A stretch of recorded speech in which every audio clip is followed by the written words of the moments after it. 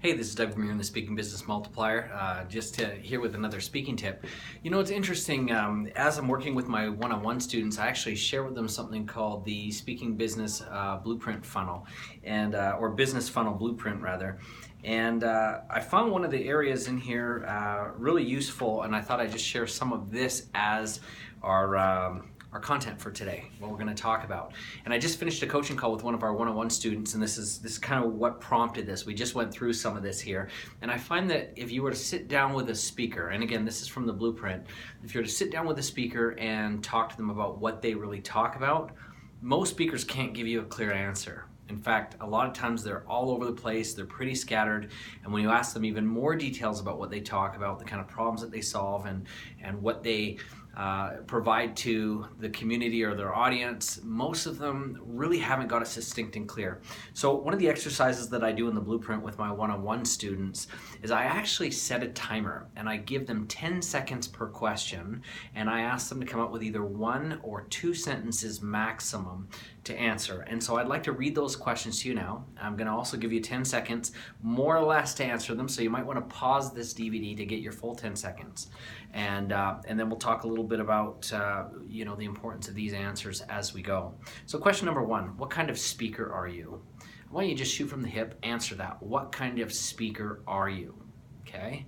Now, there's a lot of right and wrong answers for that one. I'll let you decide kind of what that means, but most people don't really know what kind of speaker they are, or even whether they're hard skills or soft skills, or if they're training in a business community, to the demographics that they're after, who they're after. But I'd like you to just take a minute and ask or answer what kind of speaker you are. Next, I'd like you to answer the question, what you talk about. And this is, again, a really hard one. Many speakers that are not successful have a really hard time narrowing this down and getting very, very focused. What you talk about should be very precise. In fact, I use the analogy oftentimes of a funnel. If you try and do more, you're going to eventually get less. But if you do, I don't want to say less, but more refined and better, you'll always get more, like a funnel, an upside down funnel. So what do you talk about? Next, I ask, what problem do you solve? You see, a lot of speakers have some really interesting things that they talk about, but they don't really solve any problems.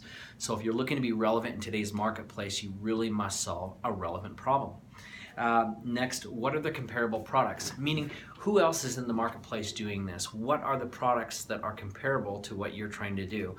And without fail, I always have speakers that will say, I don't have any competition. Well, the bottom line is, if you don't have any competition, you're most likely not going to have any business either. You've selected then an area that doesn't need servicing.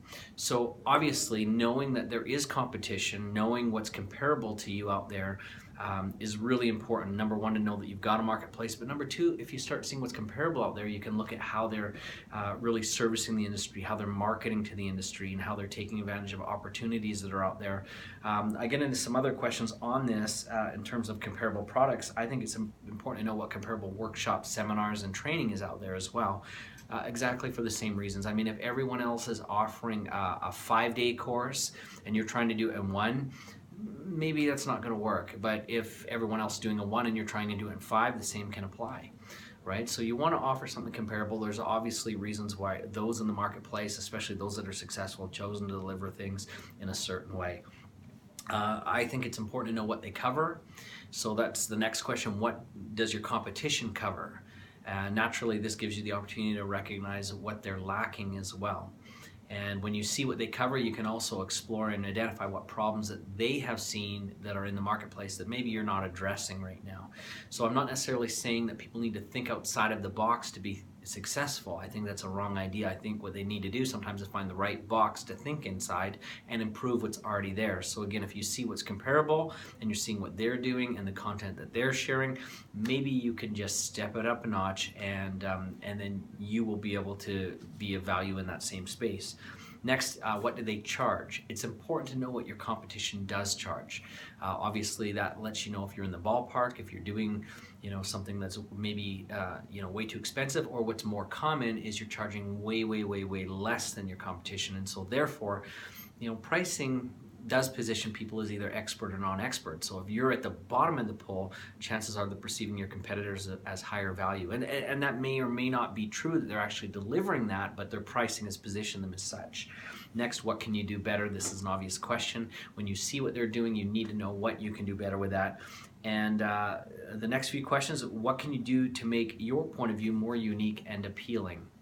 This is where many speakers kind of miss the mark.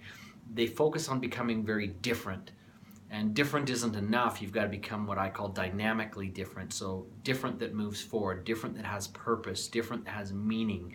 So how can you be unique in a way that's meaningful to those that you're doing business with? Next, what problems are your competition not solving? When you can identify what they're leaving on the table as far as problems that are still there that are not being addressed, it's a very lucrative place to be, because you can fill that need.